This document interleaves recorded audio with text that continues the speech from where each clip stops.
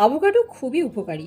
Mono unsaturated fat সমৃদ্ধ, যা খারাপ কোলেস্টেরল কমায়, ভালো কোলেস্টেরল বাড়ায়, ফলে হার্টের রোগে প্রতিরোধ করতে পারে, স্ট্রোকের প্রবণতা কমায়। পটাশিয়াম সমৃদ্ধ, তাই ব্লাড প্রেশার নিয়ন্ত্রণে রাখে। অতিরিক্ত ফাইবারযুক্ত, তাই কনস্টিপেশন প্রতিরোধ করে।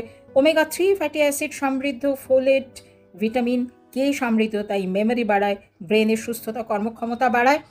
লিউটিন ইত্যাদি অ্যান্টিঅক্সিডেন্ট সমৃদ্ধ, যা দৃষ্টিশক্তি উন্নত করে। ভিটামিন ই ও সি সমৃদ্ধ, যা ত্বকের অকাল বার্ধক্য রোধ করে এবং ত্বকের আর্দ্রতা বজায় রাখে।